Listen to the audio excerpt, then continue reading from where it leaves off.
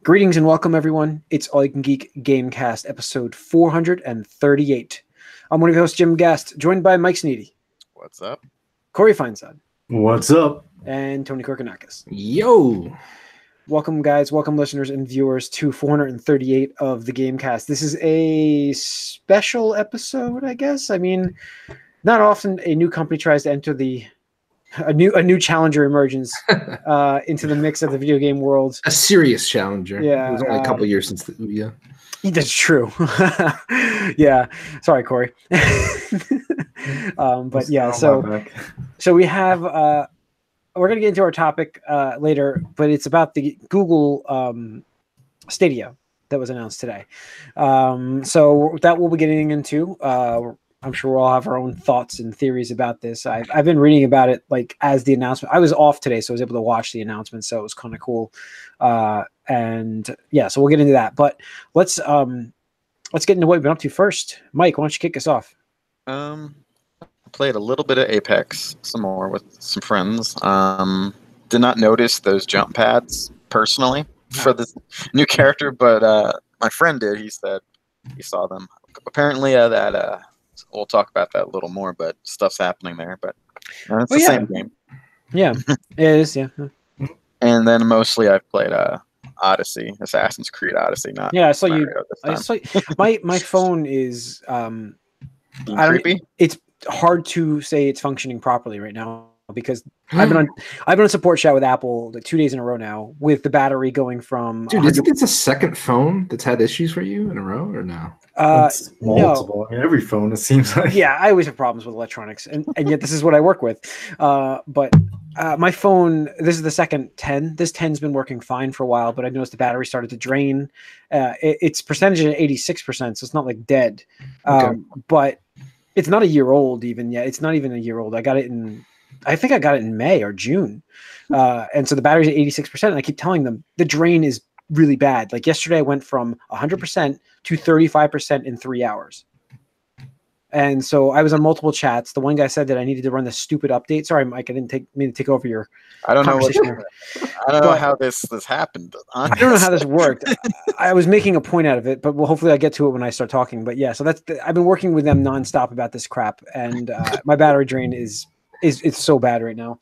Okay. I don't remember how this was going to be in there. Odyssey. Oh yeah. So you guys were talking about Odyssey in the chat. I didn't even see it come in until like today. I saw that. There we go. Yeah. Yes, because my phone's not receiving text messages either. So it's all kinds of messed. But go on, Mike.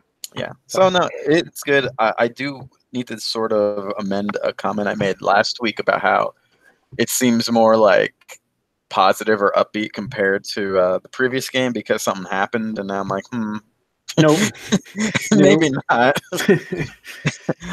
But it's still pretty fun, and I did talk a bit about how I'm not as bothered by Cassandra's arms as you are. Oh, really? I saw that. I saw that chat. I'm just like, I couldn't get away from it. The veiny arms. I'm just like, I can't unsee the veins. Well, the thing is, like, everyone regards her as this intimidating presence, and she needs to look like taller and bigger than most other characters. So it's got to be somewhere. The veins. I don't know. The veins. I kept staring at the veins. All right, I see what you mean, I suppose, but no, it's good. I'm pleasantly surprised by it. It's still, like I said in the chat, it wouldn't be my game of the year if I played it last year, but it's definitely better than I thought it would be, so I'm glad I got into it. Cool. Corey? I've been playing a little more of the new Destiny content. There's just so much to do. It's kind of hard to figure out where to go and do it. Yeah. So it's been fun, though. Just enjoying that. Other than that, not too much else, really. I've been playing Devil May Cry 5. Nice. So I got to play as the new V character, and I don't like him at all. Really? I hear it makes the game easy mode. It is, but yes. Yes, he does. Is that the problem? Yeah, like I just remember the times when this game was difficult, because there are difficult games out there still, but like it seems like they toned this one down a lot. So that's my only gripe. It's not It's a good game. It's really nice. It really looks good. It's flashy. It's the most absurd dialogue I've ever heard in my life. The guy recites that guy he is killing demons nonstop, and you can recite poetry while you do it. And he's reading from his book while he does it. All right. Because he doesn't actually he can't actually hurt the demons. He's too weak, so he has to summon creatures to do this for him. And so they're button presses, and while you do that, you can actually press the taunt button, and he walks around reading poetry while his animals are killing the demons. And it's just like he's like the most like goth, like emo. I think he's the most emo. He's not goth. He's emo person out I've ever seen in a video game. And wow, that's saying something. I don't know if I'm pissing off goth people. Maybe he's goth. If I'm pissing you off, I don't think goth people exist anymore. They do, I'm sure. But I feel like I don't like his easy mode part of the game, but parts. But other than you that, have to play him, right? You can't. Yes, you can't skip and there's not. I need more Dante. Give me some. I got a fever, and the only cure is more Dante. All right. That's my favorite character. It's the reason I play the series, and I can't play as Dante. I'm like, why are you doing this to me right now? Like, the game is fun, but let me play as the person that got me into this whole freaking genre of the series. And so it's just not enough. There's no Dante. So it's that Metal Gear 2 syndrome. Yeah. Well, I didn't mind, bad. but see, I didn't. No, but I also didn't mind Metal Gear 2 either, because I was that's where I entered the series. That's where I first played. So I didn't have the Solid Snake attachment yet. But this is different for me, I guess, because I had the. Is it like Halo 5, also where you're not playing as Master Chief? Yeah, it's that feeling. It's that feeling. Like, you're like, okay, I'm playing these characters, but I'm like, I'd rather just play Dante. But but it's very fast. It's very good. My only gripe with the game, the only actual gripe, because these are all nitpicking. The only gripe I actually have is how slow the characters move. It feels like they run on ice. It's just like it's like they're running in place when they start to move. It just doesn't move right. But that's my only complaint with this game so far. Really, the dialogue is absurd, but it's a Devil May Cry game, and I'm like, I mean, it's like there's a point today I saw there's some dialogue. I rolled. I'm playing a game by myself, and I rolled. I'm just like, okay, I'm reacting to the game. I guess it's doing its job, but but yeah, I'm enjoying it. Playing it. It's fun action game. It kind of gets me interested more to play Bayonetta 3 when it comes out, because I never really played those games, or maybe you gotta play Bayonetta 1 and 2. Yeah, I guess I'll start off with one. They're out, right? I mean, I can get those. Yeah. I think Bayonetta is backwards compatible, right? Bayonetta 1 and what? 1 and 2 is on the Switch. I think they're like a pack. Yeah. I'm just saying. I think you can play it on your Xbox One. I think. Oh, maybe, but only the first one. I'll play 1 and 2 on the Switch. I mean, might as well.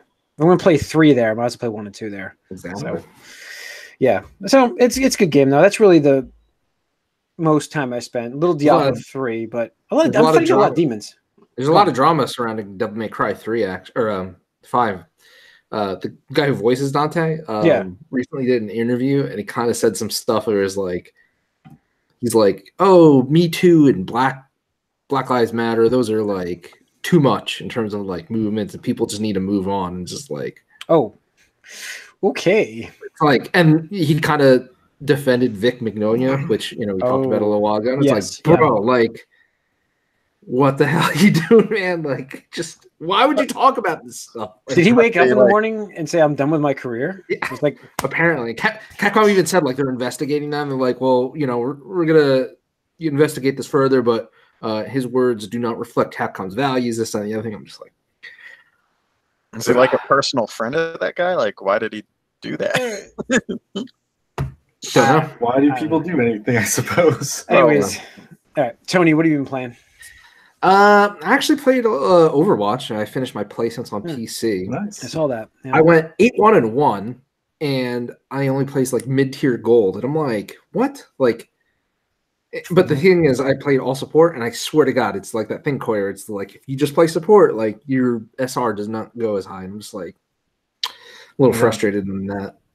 Because everyone wants to play intangibles. You can't like measure intangibles when you're playing support. That's exactly. And that's the thing is like with support, like even if like you measure healing, like it's not necessarily the greatest measurement of it, because like if I'm shielding somebody, or I'm Right. protecting the other support, like just hovering around so the Genji or Tracer can't dive. Like I'm doing my job, but there's no way keeping someone alive. Like, even like the healing doesn't matter. It's like like the healing when it happens, and like keeping people alive in team fights. It's like those things you can't really measure. Like the Genji that goes off and kills like the whole team because you kept them alive doesn't count towards you. It counts towards them. Exactly. So it's a little frustrating there, but whatever. I mean, I'm just doing it for the points. I'm not really trying to climb or anything. It's just like really, like I did really good here, and that happened. Played a little bit more Assassin's Creed Odyssey. I like the pace I'm playing at now. We're just like a couple nights a week for a couple hours, because it gets repetitive, and I'm starting to see that a little bit more. And unfortunately, kind of like I talked about this with God of War, where it's like levels matter, and I fucking hate it because, like, at least so far for me, and I'm only in like chapter 2 or 3, still early on, but like the enemy AI isn't like better or anything. Like now I'm progressing further in the game. It's not like they have new moves or anything like that. It's just like, oh, your number's higher than mine. And it's like the WoW system where it's like, oh, we don't want you fighting these guys if you're 2 levels beneath them because their damage is just so much better than yours. And I'm just like, it doesn't feel fun because it's like I can expose these guys and get the first hit on them with the assassination move, but it's like only does like 75% of their damage, and like they just get up and poke me once and just like half my health. I'm like, really? Like, fuck that. So it's kind of annoying there. Like, I don't know if that's how were the original games, Mike? Was that no? This grind thing not is at new. all. There's no levels, right? Originally? No, this game and the previous one, Origins, Yeah. are the ones that they really wanted to lean on the RPG elements. So yeah. Yeah. I don't know. I would have that booster too. So this thing is like this is my problem. Like it's a victim of its own like money making scheme. I mean, you want that XP boost. Well, the thing is, I mean, it could be that, but like, it's just annoying for me where they're like, hey, you need to go kill this guy. This guy's really important, or like that's the next thing for the chapter or story or whatever. And I'm just like, all right, like I could waste my time and just dick around with like these piddly ass side quests, or I could just kill the dude. I'm just gonna kill the dude, and it takes a little while longer. Like it takes me probably twice as long to like complete the mission because I have to like do like these really annoying hit and run tactics where it's like I just blow my cooldowns, maybe kill a guy or just get him down to like 25% health, reset, and then he's like, oh, I guess this person's just not gonna come around anymore, and then just wait for him to reset and start it all over again. It's like just a little annoying, but I mean, other than that, game's still fun. The ship combat though is just like really. It's puzzling. It just feels really out of place in this one. People just loved it too much when it was new, and like it's like, oh, we need this in all Assassin's Creed games now. Yeah, I don't know why. They're branching out and they're making their own game totally based on that. That's like, fine, but I don't want to play it in this game. It's just like it should be optional. I mean, that's it was optional. Is it mandatory that you do that stuff? There's a few things that are mandatory. It's not, you can largely avoid it, but you do need to do it here and there. I just wish they leaned on the exploration a little bit more, because like there's this one time where I was trying to go to this one mission, and then like I dive off my ship, and it's like, oh, you're in an area where you can like get these objectives or whatever. I'm like, okay, that's cool. And there's like some sunken ship treasure, and I'm like, all right, go down there. And there's these fucking sharks. I'm like, what the hell? And they just started attacking me and doing massive damage. I'm like, how do we even attack these things? They're fucking sharks. Like, I don't know if you get like an underwater item later or whatnot, but it just seemed really like dumb. Just like, yeah, I don't like the sharks. I actually, if they're close enough to the surface, I like cheaply shoot them with arrows. Oh, you can do that. Okay. But yeah, the thing about the exploration, there is lots to explore, but pretty much anywhere where there's anything worth getting, you have to fight someone for it. Yeah. Or at least sneak around a lot of people. Yeah. And like the other thing is too, is like I get you're an assassin. Like I don't know what it says, but like there's so many things where it's like the one's like, oh, I'm trying to find a spear or whatever. This is one of the early quests. And I'm like, all right, I'll go find this spear for you. And like these dudes in some cave are just holding it. I'm like, what are you guys doing with your life? Like this is your entire thing. Like you're just stationed here guarding this stupid treasure chest, and I'm gonna kill you because I want that treasure. So goodbye. But it's still good. It's just like I'm starting to see the little nitpickies. Yeah. All right, let's get into the news. We got kicking it off with Apex Legends season. The Battle Pass, season 1 Battle Pass, has been released. Called was it Wild Frontier. So that was released today at 1 o'clock Eastern. Anybody try it yet? No. Is that Not Mike, yet. No? I just got home recently, actually. Okay, so yeah, basically this will be giving. It's not like it's changing. It's just giving you and like challenges and tier system thing. Yeah, same as Fortnite. So in order to progress the next level up, it's the next like 25 levels. You have to buy the battle pass. Is that how that works? No, I think what it is that there's certain like skins that are tied to the season that you can only get during the season, and you get a lot more access to them if you do the battle pass. But apparently you can still get like 4 even if you just play during the season without the pass. But there's like 25 or so if you pay for it. I mean, the more you play, the more rewards you get you get exclusive rewards when you do battle pass. They're even giving out free rewards to the free people. You get like insane. You get where is it?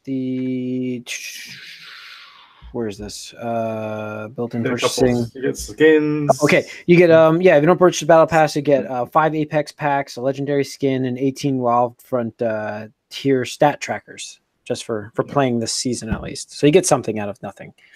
For paying nothing, you still get something, which is nice of them to reward people who don't pay them. But yeah, so the battle pack is $10. Is that what that is? Yeah, roughly. I mean, you can use the in-game currency, but it's pretty sparse. So yeah. So that's interesting for them. Game's going strong. Let's see what else we have here. Bethesda's going to be at E3. I mean, I think I put this on the news only because so many companies are not going to be at E3. I had to put this in here real quick. It's really weird. Yeah. It's like you said, venues, different venues, man. Microsoft will be at E3, but in their own theaters. Does it matter? Are they actually at E3 then? Yeah, I mean, they're trying to like take that weekend of celebration of games and like make their own thing for it. Yeah. I mean, is what most people are doing. EA announced recently last week actually that they were not going to do their own conference anymore. So their conference is over. They're going to do like streaming, game streaming from the actual developers, so you get to see the games. Yeah, that's really weird. Yeah, no actual party for them. So they used to have like a whole weekend thing, and I think they're still doing the weekend, but it's all games, just playing games, not like any conference or anything. So, next bit of news we talked about was the rumor about Xbox Live. Xbox may be publishing on the Switch, coming, Xbox Live coming to Switch. Well, we know now that Xbox Live is actually the service is coming to mobile, without a doubt. So does this pretty much confirm Switch, Xbox Live? I mean, what do you guys think? I think it's going to come to as many systems and platforms as possible. And if they can get Switch, if people want to play ball, then it will. But this is definitely a good test run for it. But it's been out there a little bit before.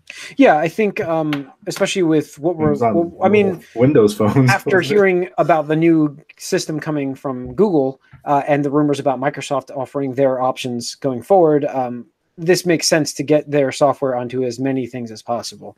And the same thing is we'll get into Google too, but same thing for Google. I mean, it's a service company, and they want as many people with their app on there, and because that's future dollars for them possibly. So it's interesting. I think it's going to let you do your achievements. You can see your achievement score, your friends lists. So that's all coming out. So yeah, I mean, like I said, it's going to be everywhere. I think it will be. I think it will become the Switch as long as Nintendo lets them have the app on the Switch. Yeah. Well, I mean, it all depends because like, I think they're going to try baby steps and build up to that. Sure. Just because, that's a big, hey, could be like Trojan horse kind of thing or, whatever. It's it obviously it benefits Microsoft, but what is Nintendo getting? Because Nintendo's not going to get the current Xbox games. Like, there's no way that it'd run unless it's streaming, which we'll, obviously talk about. But I definitely think we're going to see a Microsoft published game other than Minecraft on the Switch this year. Betting on one of the Ori games or both. Yeah, it makes sense. And I think benefiting Nintendo I think by doing the Xbox Live integration, I still said this from the beginning. The Xbox Live service is there to use for communication. Nintendo's communication service is what's lacking, in terms of chat. Well, their entire online is lacking. But it's not there. Yeah, I just feel like you can integrate Xbox Live with it all and call it a day. Your work is done. Why reinvent the wheel? I mean, it might not be as easy as that, though. Like as a network engineer, it's but as long as I don't know, let Microsoft handle that. Let them figure out how to do it. So exactly, it'd be awesome. That'd be the dream, but we'll see. So. I do think that they want and are willing to get their stuff on the Switch, but like Tony was saying, like it's got to make it work for Nintendo. Also, Nintendo needs to be able to profit from this as well somehow. Sure. Oh yeah, I know. I understand that. Speaking of profits, let's talk about NPD. Or let's say, well, first let's go with games, because let's talk about one game that's not making profits. That's not even on this list. Crackdown 3. Did it not even crack the top 20? Nope. Am I missing it? Nope. I'm not missing it. It's not here. And it was on Game Pass. Yeah, so that was a Game Pass game. But see, even Sea of Thieves cracked the top 10 when it came out. Even on the Xbox One list of top 10, it's not. Oh my god. Here's the thing: that game is it's like 6 hours. You can, if it's a Game Pass game. That's short. Holy shit. It's 6 hours. So I meant to mention that a couple podcasts ago. If like you're thinking of getting the game, don't get it. Pay the money for. Get it on Game Pass and beat it. Like you can play through the whole thing and beat the game, and there's not much extra in terms of replay. Everybody said sounds like that's what everybody's doing. So. Yeah, you can beat the game in 6 hours, and that's with doing most of everything.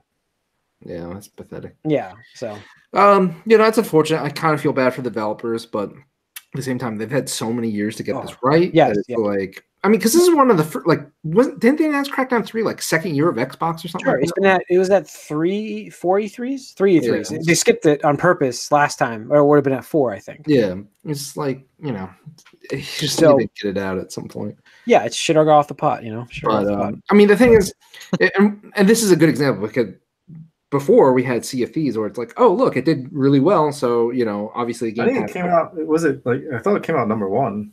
Sea of Thieves? I thought it was in the top 5. I think it was actually 5. I don't think it was 1. And nothing came out. I don't think. But this is the opposite end of the spectrum where it's like it didn't crack the charts. So I think we're just going to start entering the territory where it's going to be really hard to gauge and say 100% definitively like Crackdown 3 is a failure. Like I personally think that's 100% a failure. Sure. But Microsoft. Well, the difference here though too is it's not really a game as a service either. Right. Sea of Thieves is a game as a service. And there is a multiplayer component to it. Right, and it's also Crackdown is a multiplayer component. That's what I mean. They have it. So they tried to design something into there. I don't know. Yeah. But Sea of Thieves is getting better as well. Will Crackdown 3 get better? I think Microsoft just said release it. Yeah. We can't cancel this game. We canceled so many things. Yeah. Just release the game and take our lumps. This list is you can't tell me sales were sales very strong software wise. Let's see. Because I'm looking at the list here. No offense to like Jump Force, but how's that number 2? Let's see. Software. Anime games do well. I don't like they always do well. It's so high up. I see top 10, but number 2. Let's see. Here's what NPD said. Total 1.047 billion, up 4% from last year. Okay. Hardware was down 12%. PC and console software 457 million, which is up 15% actually. So this would there you go. Last February. Yeah. Yeah. So we have, the list is Anthem. If those wondering, Anthem's number 1. That doesn't include PC. Jump Force was 2. Kingdom Hearts 3, which is the best-selling game of the year at number 3. So far, obviously. Mm-hmm. Far Cry New Dawn, which I also didn't. This is what I'm saying. Like, it's a spin-off. Yeah, but I did not think that sold that well. You don't see it, and like I don't know of anybody playing that game. Well, Far Cry has its own people, but I could see that doing well. Speaking of which, Far Cry 5 was number 1, and Sea of Thieves was number 2. There you go. Red Dead Redemption 2 at 5. Resident Evil 2. Yeah, Resident Evil 2 at number 6. Super Smash Brothers Ultimate. It's doing Culpepper, Jim. It's just gonna keep rolling. No, and rolling. It'll drop. It'll drop. Don't worry. It might drop to 13. Metro Exodus, NBA 2K19, Call of Duty, Black Ops 3. 4. Then we get 4. Right? Who the hell did that? Who writes 4 like that in Roman numeral? Just so I know. That's wrong. Thank you, Mike. Now you know how I made the mistake, right? I mean, this is ridiculous. That's ridiculous. Who? Black Ops? Yeah, they wrote it with a 3 like because they don't know how to do the Roman numeral 4. Is that how they officially like? It's write official thing. title? It's a 4. Yeah, did you get like this is that's one way to do it. It's no, just it's not. It's not the right way to do it at all. No, it's been the way to do it. It's just not the most common way. It's the wrong way. It's the wrong way. The Roman numeral or number 4. Well, you can't write a Roman numeral. That is the Roman numeral 4. You can't write 4 Roman. Wait, someone's just gonna write 100 of them, and that's 100. You ever do 1, 2, 3, 4, and then with a line? You can do that. That's 5, right? You ever do that, Jim? I do that. Yes. Okay. I'm just saying you can't do 4. Those aren't Roman numerals though. I'm just saying, well, maybe those are Roman numerals. You're making an assumption that's a Roman numeral. Because when you number something, you either use a number or a Roman numeral. Well, you're making an assumption and made yourself an ass. Oh, hey, it could be like Final Fantasy X-2, where they used Roman numeral hyphen, regular and the number 2 fractions. Yeah. Well, they do that. They do that with Kingdom Hearts. Yeah, Kingdom Hearts has 2.8. Yeah, there you go. Yeah, so there you go, Jim. That's a different way of numbering things. It's yeah. Anyways, let's just move on. Super Mario Deluxe, the new Super Mario U Deluxe. This is also titled very misleadingly. That title is just... It's new Super Mario Brothers U, but Deluxe. It's not really on the U. Yes. It's Mario not Kart even new. Mario Kart 8. Let's see. Yep. At number 14 is Assassin's Creed Oh, Odyssey. you skipped. No, I did not. No, there was a reason I said that. Number 13's off this list. Red Dead 2 could drop to 13, maybe. There's no number 13 on this list. They just skipped it. Okay. It's like Legend of Zelda Breath of the Wild. 14th floor, right? Yes, that's right. This is a bad luck number. You don't want to call it out. No. Legend of Zelda Breath of the Wild, Minecraft, Mario Party, Rainbow Six Siege, Madden, and Spider-Man. Top 20. Yeah. So the best-selling console last month was the Switch at 363,000 units, which is impressive in February, up 30%. The rest of them were down, which is expected at the end of the life cycle of the consoles. That's why they're looking at refreshing these consoles now. And I, E3 time, not saying at E3 now because Sony's not going to E3. We'll have some announcements, I'm sure. But all right, that's your MPD. Moving into the topic. Hold on, real quick. So about just a clarification about Anthem then. Okay. So they said it was the best-selling game of February 2019, but it represents the second highest launch month sales ever recorded for BioWare, trailing only Mass Effect 3. So I don't know if that's good or not. We'll see. Wow. And I think they wanted to sell 5 million. Maybe they'll get support. Who knows? All the different ways that game was available, like it definitely skews things as well. I think this is going to be more... help Andromeda. So here's the thing: like this game is made as a service, and I think the service is failing people. I didn't put that on any of the news, but that game's in shambles right now. They keep tweaking the loot system. They keep screwing up the loot system. Then when they tweak the loot system again, they break something else in the game. It is fully in like alpha or beta right now. Yeah, it is. Months from now. Yeah, it apparently went from being like taste like a good drop on something, then they've patched it to fix that problem, to give people nothing again, to run these high level quests and not get a single reward. Maybe you get a couple of common items, and then they got rid of the common items. That's what they did in the last patch. They got rid of people were complaining because all they were getting were common items. You know what they did? They got rid of the drop amounts. Does that sound like a solution? Anybody? Seriously? This game. I mean, it depends on if you're like Diablo did that, where they took like 75% of your common drops and just said, nope, you're not getting those. You're gonna get gold instead. But they didn't give the gold. No, I know. I'm saying you have to look at the loot system and like look at other games and how it's done and just be like, oh, that's what they did wrong. And this is what we need to do. They did not learn from anybody's mistakes. I know we have I want to get into our topic, but they're banning people that are finding their like broken parts of their game, Mhm. and these are the people that are playing the Exploiting game. it, yeah. Why are you banning these people that are playing your game right now when Not you're to looking for mention- people to play your game? Not to mention it's PVE. There's no Yeah. like competitive advantage. Like that what you is can get. what is like the problem if somebody found an exploit for something completely useless because it is PvE, it's not PvP, it's not giving them an advantage to anybody else. Like what the hell?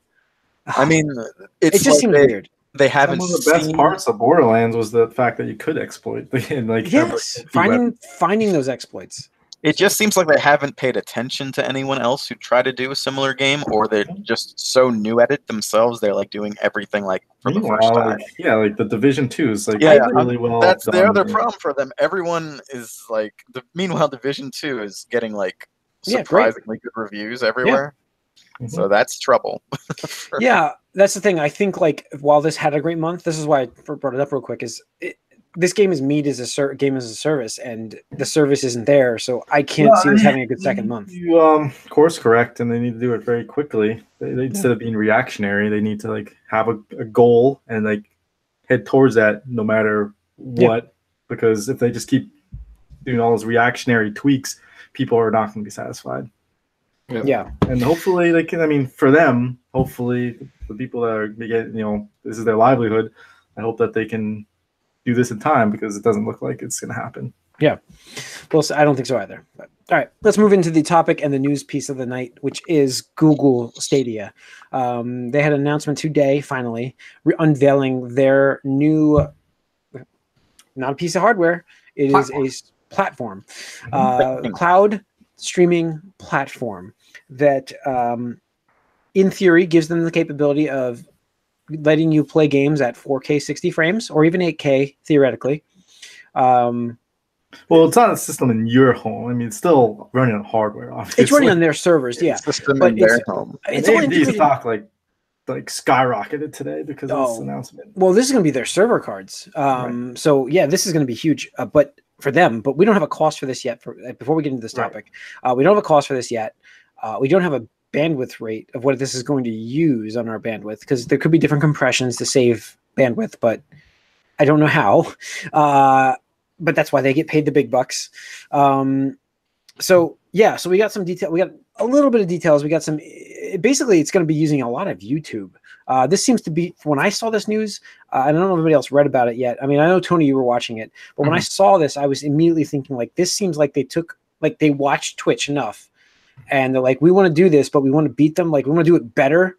So how do we do that? They already failed at it. With the YouTube gaming. Exactly. So now they decided to, what if we have it so that we can have people watching a stream either start playing that game immediately or playing right from the stream, joining the streamer right there. Yeah. Or, so they came right up with that idea and that's where they started building this from. That's what I got from this. They want, it's all about competitive advantages. So the thing is, you can't come in and just start a new box. Like they just can't. I mean, we already have 3 that are successful. They're already doing their own different thing. And I mean, hardware, it's such a money sink anyway, at least the investments. Yeah. Upfront. I mean, Microsoft wrote it off for years. I don't even know if they've even made money on the Xbox. Yeah, exactly. It's a question mark. But they, leverage their strength, which, is their Google services and their suite. And just the domination of YouTube.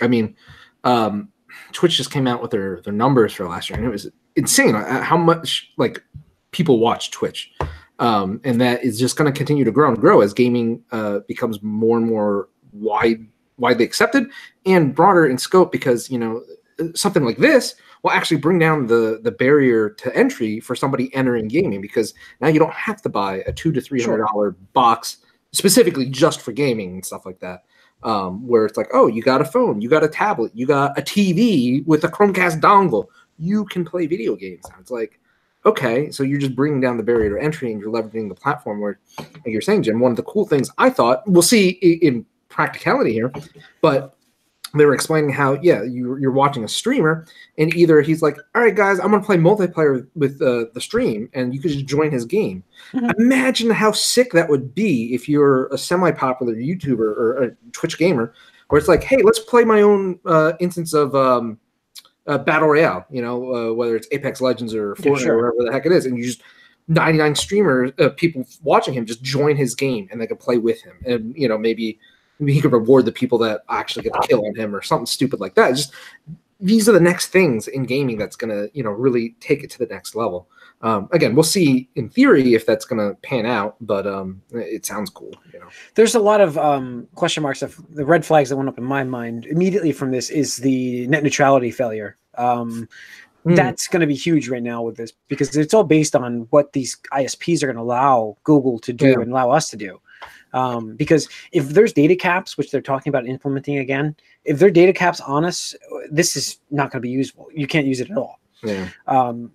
If there's not, then what are they going to charge you for this? I would actually sort of love to see a battle of the tech giants versus the ISP giants. Like, just imagine Google and Comcast getting into Google's already trying to get their own fiber stuff out there. I know, but that's the thing is, like, can you imagine, like, you know, Comcast is like, fuck you guys can't go to, like, we're gonna throttle your speeds on like YouTube and all this other stuff. You don't pay up, and Google's just like, yeah, fuck you. Well, your Comcast users can't access Google at all, bitch. They could do that. No YouTube. No exactly. YouTube like, they can wave their dick, and you will see so many people start to riot that fucking company. It'd be hilarious.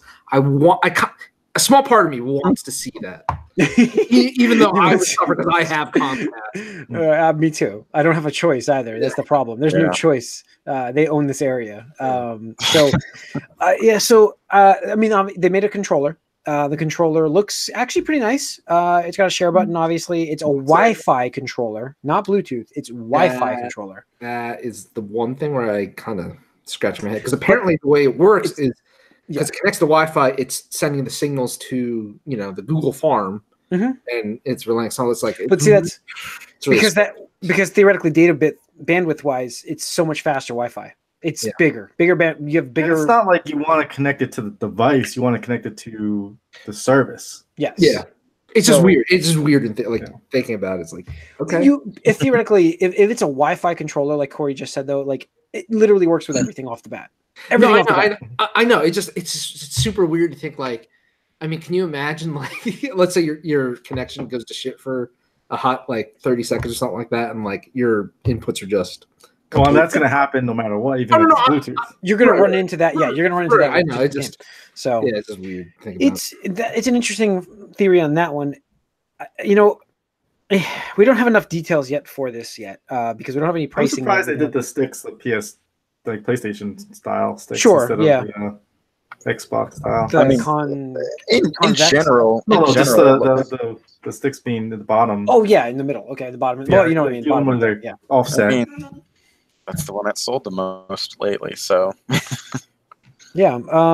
So I mean, I do think they made it like a sort of compromise between the two controllers. Kind of, it's like their stepchild.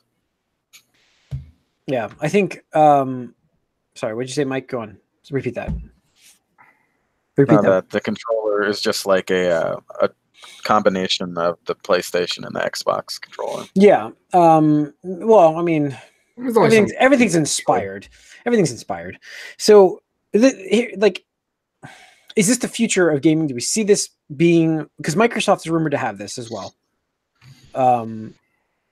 Is this why Microsoft seems to be playing ball with Nintendo more to move into their stuff there? Because this is, the more like Google should offer this available on the Switch, on the PlayStation 5, on the Xbox. You know what I mean? Like this Stadia app or whatever it is, or YouTube. It's just in YouTube. It should just be there.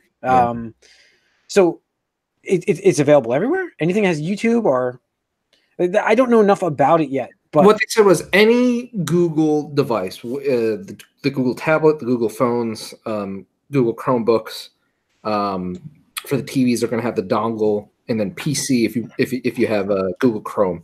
I thought it was any browser. They said it was specifically Google Chrome. Okay, I thought it was any browser. Okay, Chrome, I think. Yeah, specific Google Chrome.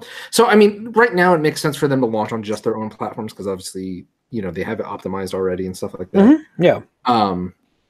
And what was I going to say? So yeah, I mean, there's a couple questions for me. And the fact that they didn't announce so I realize it's Game Developers Conference, but the fact that they didn't talk about pricing or like how much data it's actually using some of that. Yeah. Makes me a little hesitant on how feasible it's going to be.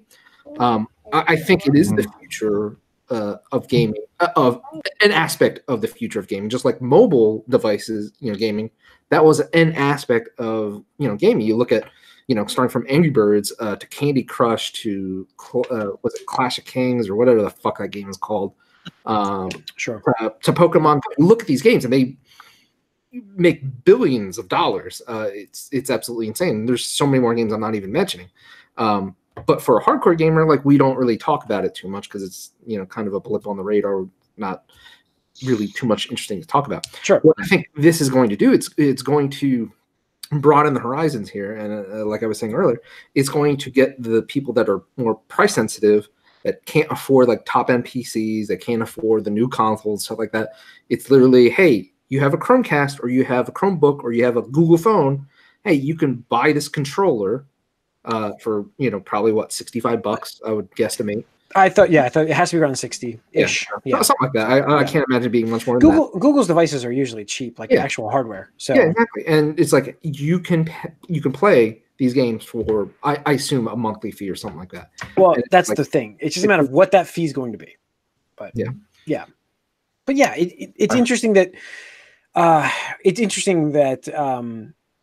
we've had attempts at this before. I think technology is getting closer now. But we are so at the mercy of how fast our bandwidth is, and it's so 5G, I guess, is supposed to be like the savior for this thing, and as like that could hurt the ISPs as it is because of how fast 5G is. Good, fuck the ISPs. Well, that was Verizon's big gamble, that they bought the spectrum from Comcast in agreement to not expand their FiOS as any further into the Comcast territories. Oh, really? Was that it? Okay. Yeah. So that's why FiOS never expanded any further. Google's kind of doing their own thing with their fiber, but it's only in cities. Like in the middle of the country where nobody lives. Yes. But 5G is apparently the gamble that Verizon has on this stuff, where this could take over as its primary provider. Yeah, so that's definitely a cap, or at least a hurdle right now. I think eventually that will be solved one way or another. Either, companies, the net neutrality is going to go away, or Google's just going to be like, eventually be like, hey, we're fiber around the whole fucking country, bitch. Like, whatever, like, stop us, stuff like that. But I mean, again, we're just focusing on the US. I think if you think on broader terms in the rest of the world, and especially developing countries where that's not so much of a problem, I think this is Europe's going to love this. Yeah, Europe is going to love this. Yeah, absolutely. So you're already streaming games on Switch in Japan. Yeah, I mean Japan's got like they're all cell phones. I mean they're like on the bandwidth. Like who cares about their stuff? But I mean that's what I mean. Like their bandwidth is perfect over there. Yeah. So they have the coverage. They have everything you need to get the games to your hands immediately. And so this is going to be great there. My thing, like, here obviously is the big problem, and we're just so and because the net neutrality just got undone, like it. I don't know. It just seems weird that they're still proceeding with this when that seems so up in the air as to how we're going to access this stuff. Yeah. Again, I think it's definitely the worldwide thing is a big factor because, the U.S. market, obviously the biggest market for them, but it's not the only market. And, this is not going to stop them from developing this and continually, trying to make it better. And like you said, we've seen attempts at it, and it's the technology that's been around, and it's worked to an extent in some cases. But obviously, with where we're going and the future of technology being so, always changing, always like everything's obsolete the second it comes out. It's like this, I think, is just the tip of an iceberg that's going to, take over what we see in the next 10 years. It's going to be a really different landscape, I think. Yeah. I mean, so I have numbers at least from Project xCloud, which is Microsoft's. We haven't gotten their information yet from this, but I have numbers for that. This is in a bubble because this is like a tweet that came out about Microsoft's Corp's vice president of cloud gaming, saying from the data centers, this is their side. From the data centers we have near Washington, we're seeing really good latency, less than 10 milliseconds, but that's close to where they are. Frankly, we find more latency in Bluetooth stack connected to an Android phone. So that's why they're going Wi-Fi Google anyways, because they're less latency as it is with Wi-Fi. You get more bandwidth coming into it. And then they said, we hope to get down to the single digits with bandwidth. I think some of the demos we've shown so far have probably gone down to 9 to 10 megabits.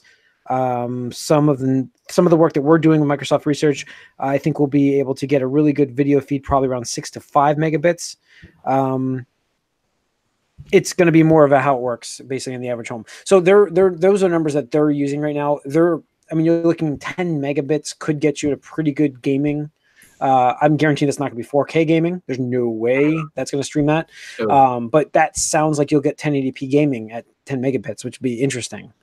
That would be, if that's the case, if they can get the latency, which that's near their headquarters, down below 10 milliseconds, that's awesome. But the problem is they'd have to build more data centers to support the rest of the country. You would, yes. And again, that's going to solve the long-term problem.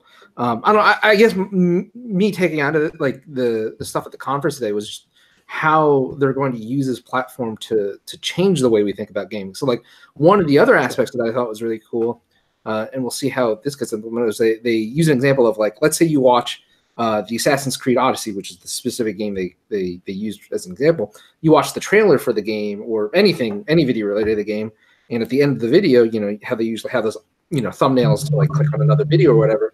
There's just a button that says play now, and they say you click on that button, and within 5 seconds you're in the game. Like, there's no installs. There's just no installs, nothing like that. And I'm like, it's so insane to think about, because like literally almost every game these days you have to install on PS4, Xbox, obviously PC. It's just like you got to go through the pain of the installer and stuff like that. So like that's kind of crazy. And then one other thing I thought was interesting was Mike, you'll like this. I think you might want to seek this portion of the video out, but they're like talked about processing power and this and the other thing, and they're like, modern game consoles are great because they can do high fidelity graphics, but one of the downsides was it takes all that processing power to just do one player, and couch co-op gaming or local co-op gaming has suffered because of it.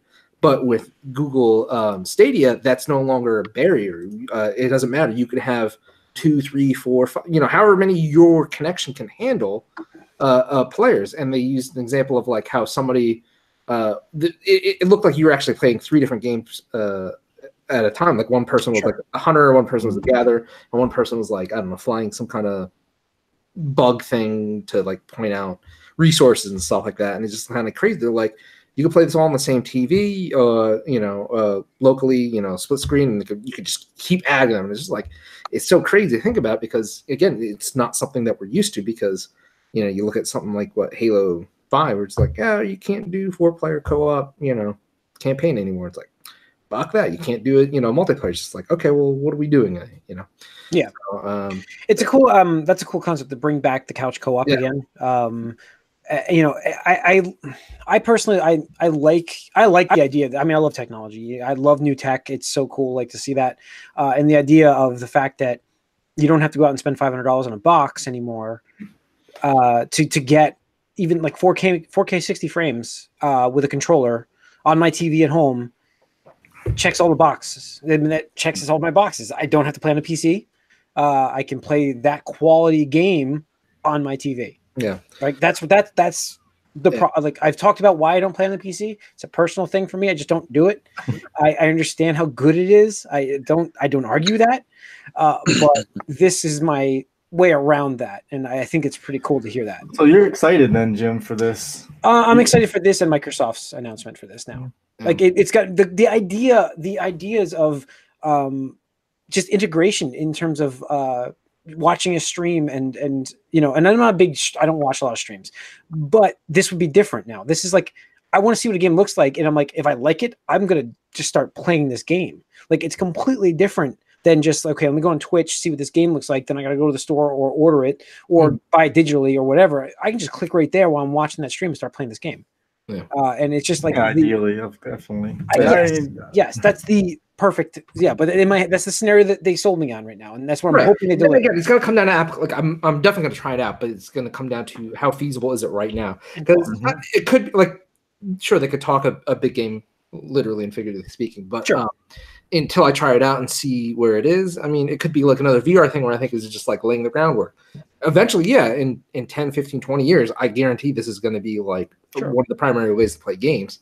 But another cool feature that they touted was cross-play out of the gate. They're enabling developers to do that. They don't give a shit, who you're playing with. Google, it's open, it better be. Exactly. And then the other thing that I thought was really cool is apparently there's going to be cross progression too. So you could play like your streaming game, like on the road on your, tablet or your phone. Yeah, I saw that. Home and you can load up Assassin's Creed and, I don't know how that's going to work. I don't know how it's going to work, but they're saying it's going to work. And cloud saves, like, sure. Cloud saves are cloud saves. No, I know, but I think between the different systems, I don't think that's been done before, or if it has, I don't think it's been widespread. It should have been done with BattleNet, but it should have been done on any console with Blizzard's BattleNet, but it hasn't been yet. So, and that's more, I think, on the Sony Microsoft. Sure. But that's why I'm suspect about that. That's like they're going to need their cooperation if they're going to do it for real. Right. I think Microsoft's ready to jump in. Sure. Unintended. I think they're So like their service, I'm more excited to see what Microsoft has just because of their background, obviously, and they already have like a lot of stuff set in place. Like you have your console if you want, you have your Windows game side stuff if you want, and then you have this online streaming service. I mean, they're allowing Halo on Steam, which was kind of like crazy. It's like, okay, well, So definitely, I'm a little more excited to see how Microsoft implemented because of everything they've already got on hand, and what you have out there. It's kind of like the ecosystem. It seems like where Google's like obviously is brand new, and I'm excited to see what a new take on this would look like. And I haven't really got a chance to delve too much into the news or the or what the conference was talking about and stuff. Exciting, but I don't know, I think this is definitely the only way they could have jumped into this. You can't make another hardware box. So I think it's their domain, Google, the internet. It's theirs. So I think I mean, I actually have lost what point I was going to make. Sorry, there was a point I was going to make with that, Corey. But Mike, what did you think of it, Mike? It's interesting. I have a little bit of a I'll believe it when I see it attitude. Sure, as I'm like, that's what we're all saying. I'm barely hanging on to because we've seen it already come and go. I'm barely hanging on to this call with my current internet, so like I just Yeah, I mean, think about like a fighting game like this. There's no way you could do it. Oh no! Well, listen, like fighting games, like even now, like I didn't realize it until I like got into it a little more. But like people get pissed off if you play in Wi-Fi connections. They're like, you need to be tethered. Like you can't do that. This is a fighting game. It's like, oh, okay, sorry, Jesus Christ. But what are you doing, noob? Yeah, I know. Yeah, the network cable. I did that when I played SF4. I was plugged in. I made sure of that. No, I actually have, since I know I'm playing online primarily on the Xbox One now. I do have that one with the Ethernet cable. And, so but so I'm not sure. It'll take a while, I think, for those types of people, the hardcore people, to believe this. Like, and I think it'll have to be working for real for a while before those people join in. But if it's possible, I see no problem. I just curious about how they're going to price it. If like there's a number of games you can get before they bump you up, maybe stuff like that. Like it'll be interesting to see. I mean, it's going to be a Netflix model. I see. Like I don't see it being unlimited. I really don't. Well, I don't know necessarily unlimited. You're going to be paying for the game still. Well, I mean, like but like the idea would be like. Yeah, see, I don't know. I mean, it could be a Netflix style subscription, or I mean, so that's the thing. This is the monetization model because I mean, we're already talking about just a couple podcasts ago we were talking about should the cost of video games go up? Like pretty much, at least we agree that like they should cost more, even if we're talking about inflation. And it's like you can't charge $60 for a stream version of a game. At least I don't think so. I really doubt anybody would die. Like, hey, I wouldn't pay $60 for Odyssey stream. I wouldn't pay $60 for a game. Right.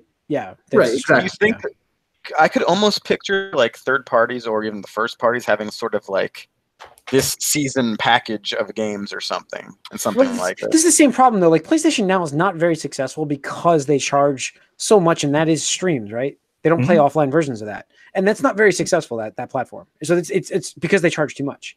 So right. So I mean, here's where we could talk about the monetization model, because like I can't even imagine selling like just one game on this platform. Like it seems really sketchy to me. Sure. Like I think the obvious is to go like the Netflix style, where it's like a la carte. Like how would you even pay developers? You adopt the Spotify method? Well, it's like, hey, this many thousands of hours were streamed of your game, so we're going to pay you that amount. Like it just seems like I think that's I don't know. Microsoft's come across that though with Game Pass. Obviously, they're compensating them. But how do that's what I'm saying. There has to be something already in place that Google already knows this too. I mean, I do think that you're going to have Google's going to have their the Netflix style, where you're going to have games that you can stream these games. These games are free for this month or whatever. Maybe you have cycles or something, but I do think you'll be paying for games too. I don't see really. I don't like, just because it's a streaming service doesn't mean you're not going to have to pay for games. Like individually, it's in some capacity, and not necessarily all the games. But I do think there will be premium games. But doesn't that take away from the 5-second start? Like you see a stream, you like the game, you click the button, you start playing. Exactly. That's a barrier, Jim. That's the problem. As long as you got your credit card in the whatever app or whatever, this will. I mean, just one click purchase. There you go. You bought it. Yeah, it's true. So, but I mean, I don't know. I just don't see like you're going to have maybe you get discounts on it or something, but I don't know. I do think you'll be paying, let's say, $15 a month. You'll have the Google games, and then you'll have like a select few of other third-party games, and then you'll have like your digital games that you have. What if you're paying $25 a month for this with not having to buy any games? You're not buying them. No. What is $25 a month? Every game? Nope, not gonna happen. It's a lot of money, and then if they're gonna take $10 of that and give the rest. The problem is though, like the thing here is that you're not getting every game for that. You're not gonna get every game.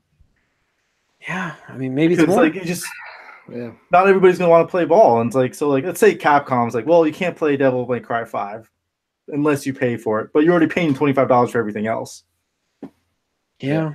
I don't know. Well, then okay. What if you pay for the software, but the Stadia software is actually free with ads? That might be how it starts. Yeah. So what if the ability to click and play? You click play play this game, and it's like your game will start right after this video. Yes, that's what I'm saying. So it might be that. Oh it might be that. I would get so pissed off. What if it's a game advertisement? Like it's one level of something. It's like before you can play the game, you got to play this. Like you got to read Pepsi, man. Now we're getting. It's the second level. It's a second level of marketing right there. They should be listening game on Xbox. Yes, it'll be first. Doritos should be listening to this podcast right now because they just have new advertisement ideas right there. See, that's it. Like that's what I'm saying. Like they could do that. They could not charge. It's Google. Google does not charge. Google doesn't charge for a lot of things. It could theoretically be free. I mean, that's the thing is like they're making money off of you, right? Yeah. So like all of your information, they're just selling to everyone else. And like that's kind of the one personal thing where like I'm kind of like hesitant about because I'm just like, I'm fine with Google giving in to the Google overlords. I mean, like, this would be them like knowing even my like gameplay patterns and like just like information. I'm just like, man, like you don't need to know all this shit. Like I'm okay with you having like my general, like my cell phone, my email address, my like date of birth, all that stuff. Like I don't give a shit about all my documents and characters I select. You want to know that like I'm a fucking camper first person shooters? Fuck you, Google. Fuck See, it's like you're a camper, aren't you? Honestly, though, this might be the way. I may have cracked the code here. This may be it. So think about it. It's completely free for us to use. Completely free. Oh. You buy the game, though. You're right, Corey. You spend $70 on the digital version of this game. No, I don't even, like I said, just wait. Just let me finish. Watch. You spend $70 or $60 or whatever the retail value of that game is on that part of it's their like own Stadia store, and you can play that literally on any device that has YouTube. Yeah. So you have, hundreds of devices out there that could do that, or thousands of devices theoretically that could play your game that you own for $70. You can play it everywhere. Yeah, and that's it. That's just the tip of the iceberg. I mean, we could like Ubisoft seems like they're deep on this partnership because Eves was there actually at the conference, and he actually got a shout out from the CEO of Google, like, just thanks, you know. And they finally like got rid of their overlords too. Like they bought themselves out now. Yeah, exactly. But like imagine like, hey, whatever the next Assassin's Creed is, you buy any of the box versions for like PlayStation, Xbox, PC, or whatever. Hey, we're gonna give you the Stadia code for free. They could totally do that. Like, it's just like they could it's streaming. Like, you don't have to develop anything. It's just like So that's what I'm saying. Like it could become a storefront. Revenue sharing too. I mean, that's it could become a storefront where they just get a portion of the game sales to pay for them, because people are going to buy it through them. They can play it everywhere. Yep, I love it. It's really funny to me personally because a lot of people on like the forums, like Reddit and Air and stuff like that, have been so up in arms about all the shit going on at the Epic store, like how, you know, Epic's buying exclusives and paying to keep all these other games off the platform. I'm just like, you don't need, like, you're so angry at this thing because it's right in front of you, and Google is like the colossus in the room. We're just like, like that's who you should really be worried about, like not because that honestly could happen. And if they have that power, like you just mentioned, like Pokemon Go users, millions of people that play on their phone that could easily then purchase these games through Google Store, Google Play Store. You're bringing their storefront into video like masses, like. They become a new storefront instead of Steam, instead of Epic, instead of, you know, they're the new storefront. Yep. Exactly. So, all right. What do you think of the name? I hate the name. I hate the name. I get where they're going. I think of Stevia every time I hear it. Right? Yeah. It's like, wait, is this a sweetener? Is this like? Like I just wish they just went with like Stadium. Like just say Stadium. Like that to me was what they were going for.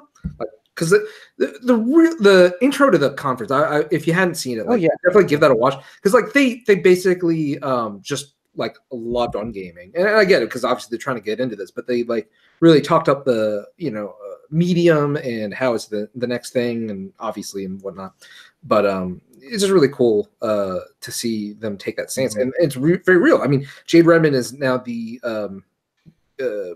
president or CEO of the gaming division of Google, and that's she's serious business. So it's really crazy to see. One actual thing that I just got reminded too, the controller apparently has on the bottom of it the Konami code, like engraved. Yes, so that's pretty cool. Like, nice nod to that. Yeah.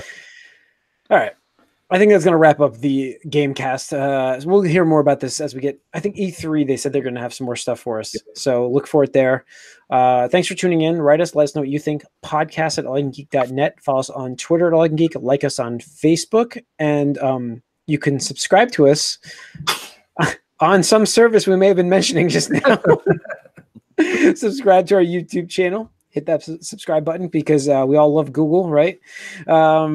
Yeah, so tune in next week to the Gamecast, Moviecast. We have that coming up. Or before, wherever you're listening to, what order you're listening to these in. Thanks a lot.